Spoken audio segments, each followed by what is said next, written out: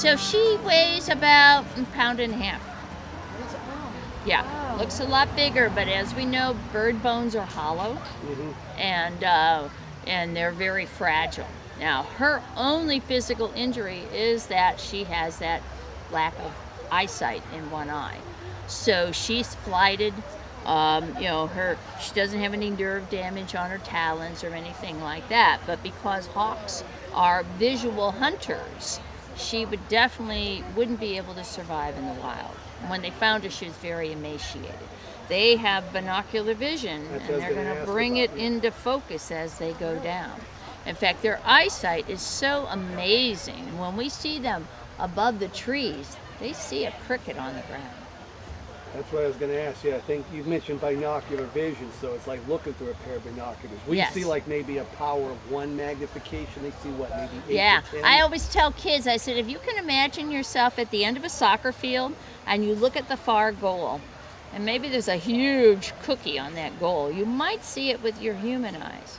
If you had hawk eyes, you'd be not 1 soccer field, not 2, not 3, 8 soccer fields straight back, and you'd be able to see that cookie. So when she came to us, we knew this was a juvenile because you don't get your red tail until you're 2. And that's when we also found out she was a girl. So you can't tell by looking at raptors, with the exception of a few like the American kestrel. You can't tell male or female. If I had 2 red-tailed hawks and one was larger, which one do you think the bigger hawk would be, a boy or a girl? Boy. No, it's the girls.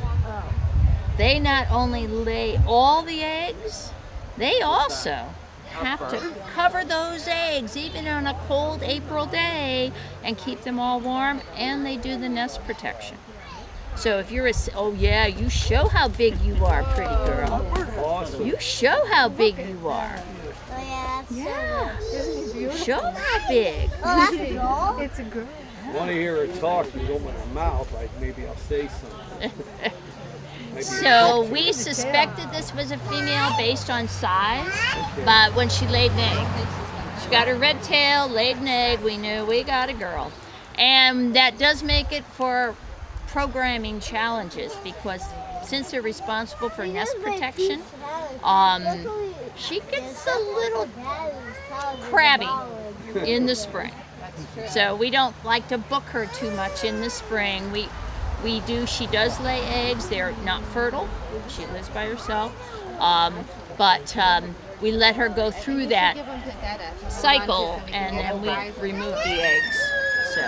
And one of our red tails who was injured, but was injured as an adult instead of a juvenile, one of those that we have on exhibit at Drumlin Farm also laid eggs this year.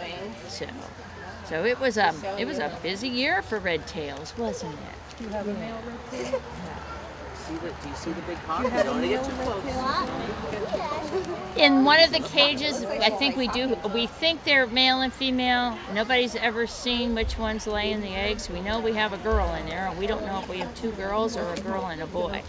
But because they're injured, they wouldn't be able to teach their babies, and we don't have a breeding license, and they're not endangered species. Okay. Let me know when you I think that's. That's. But isn't that birdie? Right. So do you have any questions for the hawk? Anything that you're I think wondering? he lives the smallest owl. Which is the owl. That's the big. No, you're not going. No, you're not going. No, I got you. And then that's got the you. biggest thing. It's kind of exciting out here, isn't it?